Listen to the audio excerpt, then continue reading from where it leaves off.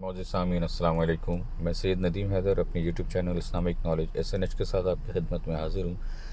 آج جو ویڈیو آپ لوگوں کے لیے پیش کی جا رہی ہے، اس میں ان لوگوں کا ذکر ہے جو اللہ کی آیتوں پر ایمان نہیں رکھتے اور اللہ ان کو ہدایت نہیں دیتا۔ آئیے ویڈیو کی طرف چلتے ہیں اور دیکھتے ہیں اس بارے میں کیا بیان کیا جاتا ہے۔ ان الذين لا يؤمنون بآيات الله لا يهديهم الله ولهم عذاب علیم۔ جو لوگ اللہ کی آیتوں پہ ایمان نہیں رکھتے، ان کو اللہ ہدایت پر نہیں لاتا اور ان کے لیے دردناک عذاب ہے۔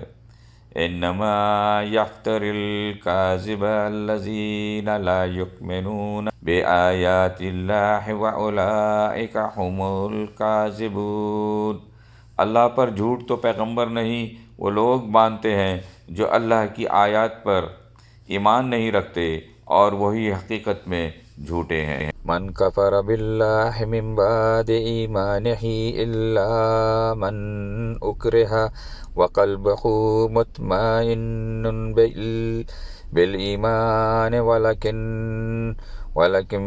من شرح بالکفر صدرا فعلیہم غضب من اللہ ولہم عذاب عظیم۔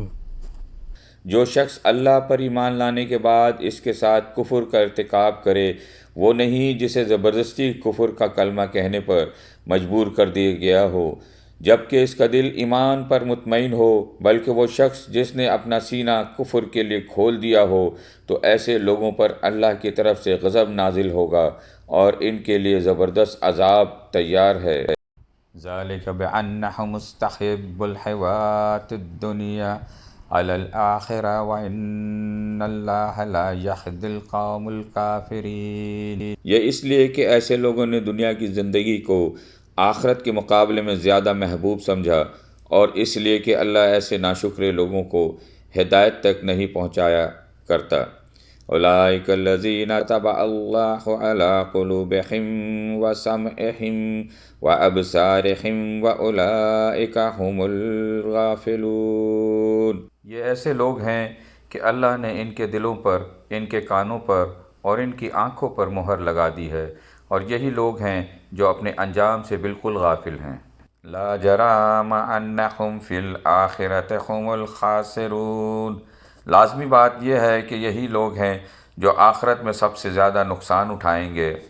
ثم ان ربک للذین ہاجروا من بعد ما فتنوا ثم جاہدوا وصبروا ان ربک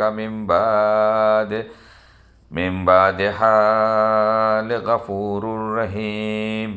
پھر یقین جانو تمہارے پروردگار کا معاملہ یہ ہے کہ جن لوگوں نے فتنے میں مبتلا ہونے کے بعد ہجرت کی، پھر جہاد کیا اور صبر سے کام لیا، تو ان باتوں کے بعد تمہارا پروردگار یقیناً بہت بخشنے والا، بڑا مہربان ہے۔